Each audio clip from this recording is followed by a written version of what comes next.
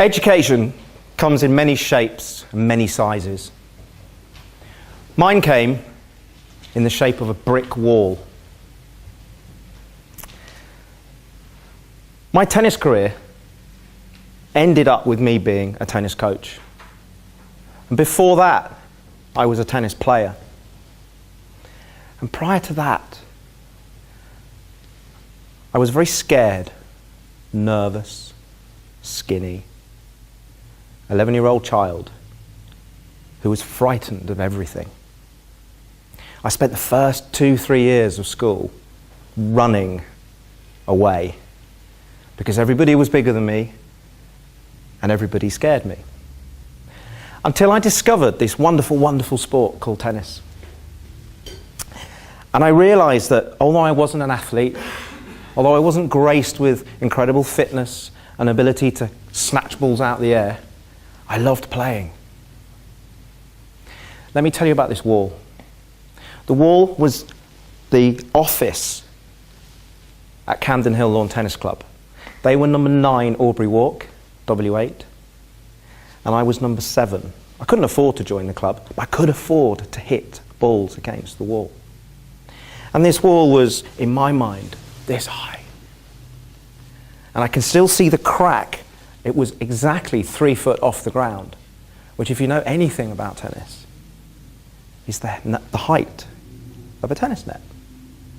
And I would stand on the other side of the road, wait for the cars to stop moving past, take a ball, take my racket, and start rallying against the wall.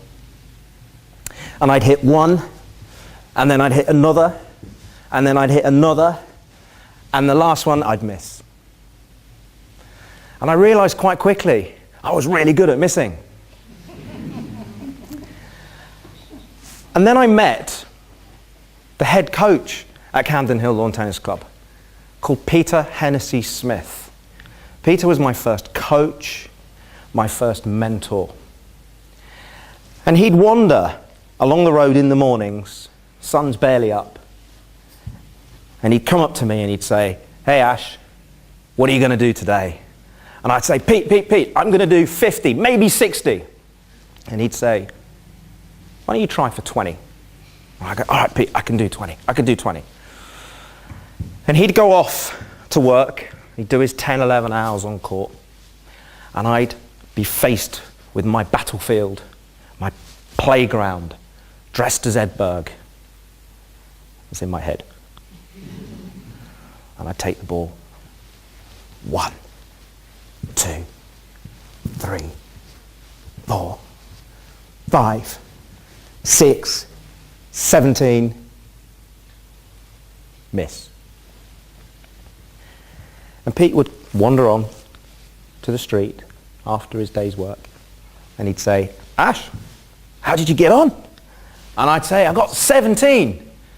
And he'd say, "It's not 20, mate."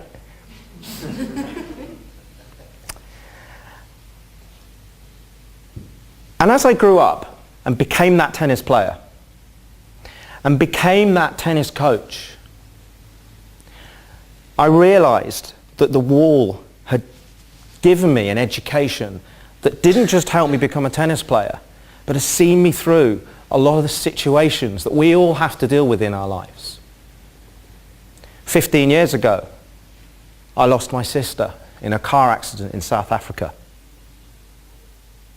The wall taught me how to practice, how to be the person that I can be when nobody else is looking. A few years after that, I got divorced because my head just was all over the place. And the wall taught me persistence, that I could start again. And then I had to fight a custody battle so that I could see my now 15-year-old daughter. There are times I wish I hadn't. And the wall taught me patience going through that process. And what I would ask you to do, what I would get you to think about, is what's your wall? Because there are experiences that you've had in your life your walls, that will, over and above any formal education, help you deal with the situations that life has and will continue to throw at you. Thank you.